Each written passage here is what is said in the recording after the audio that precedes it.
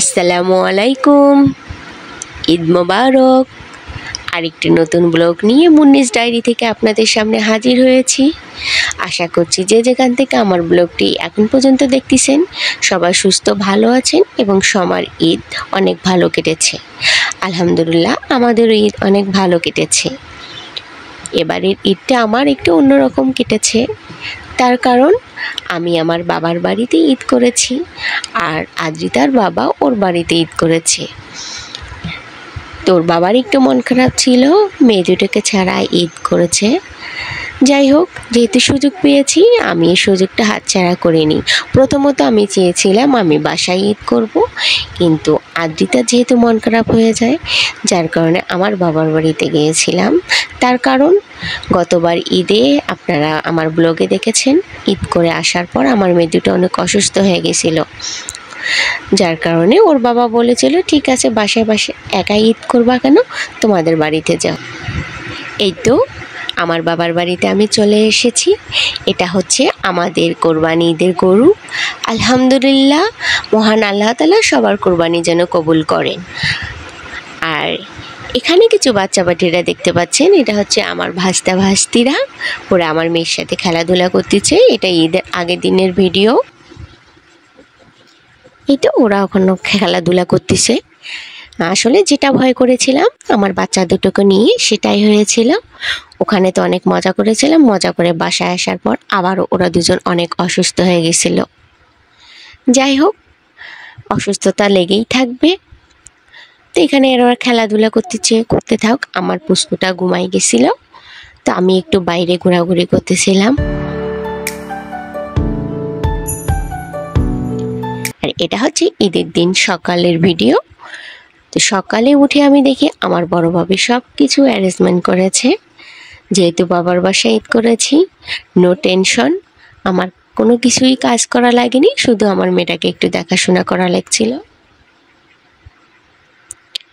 এই তো এখানে আমার বড় ভাইয়া আর বড় ভাইয়ার ছেলে ওরা নামাজ পড়তে যাবে, তার আগে আমার মেয়েকে রেডি করে দিলাম। ভাইয়া বলল দে আমি একটু বাইরে থেকে ঘুরাই নিয়ে আসি। এই তো ওকে নিয়ে একটু বাইরে ঘুরতে গেল। ও বাইরে ঘুরতে খুবই পছন্দ করে, বিশেষ করে ভাইয়াকে দেখলে আর কারো কুলে যাবে না। আর এখানে হচ্ছে আমার ছোট ভাইয়ের মেয়ে ছেলেরা, ওদের একটু ফটোশ্যুট করতেছিলাম। আমার ছোট ভাইয়া এবার ঈদের ছুটি পায়নি, যার কারণে আসতে পায়নি।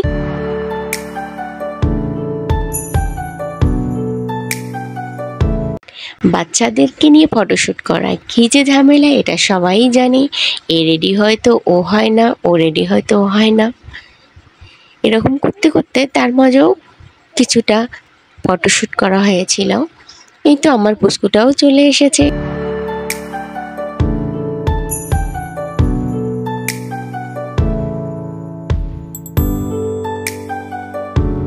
আমার পুস্কুটা যে এত এনজয় করেছে এবার। এই তো নামাজ শেষ, সবাই চলে এসেছে।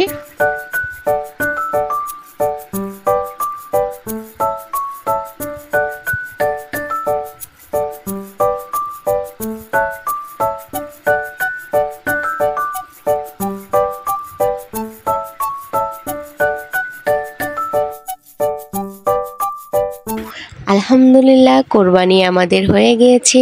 এই যে কোরবানির গোশত রান্না বসাই দেওয়া হয়ে গেছে।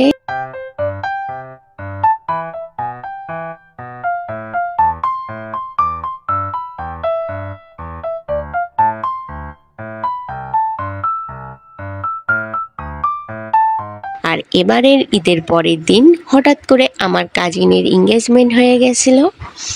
ওকে দেখতে আসাতে ওরা এঙ্গেজমেন্টও করে গেছে, তার কিছু আপনারা পিক দেখতে পারবেন পরিশেষে। আর আমার পুস্কুটা ওই বাচ্চাদের সাথে নিয়েই খুব সুন্দর করে খেলতেছিল। ওই যে বলতেছিলাম, ও খুব আনন্দেই ছিল।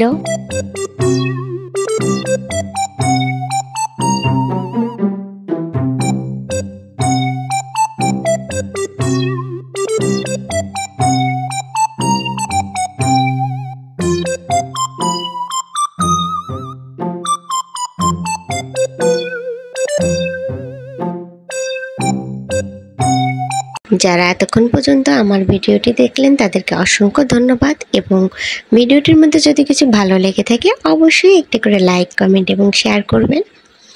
আর আপনাদের ভালোবাসা এবং পাশে আমার খুব জরুরি দরকার, অবশ্যই আমার পাশে থাকবেন। আর পাশে থাকতে গেলে আমার চ্যানেলটিকে একটি করে সাবস্ক্রাইব করে দেবেন। এই তো ঈদ করার পর এখন আমাদের বাড়ি থেকে আমি বাসায় চলে আসতেছি। আমাদের বাড়িতে গেলে সাধারণত আমি এই রাস্তাটা দিয়ে যাতায়াত করি। গ্রামের মেঠো পথ, দু সাইডে ধান ক্ষেত, সবুজ আর সবুজ। আমার সাথে আপনারাও উপভোগ করুন।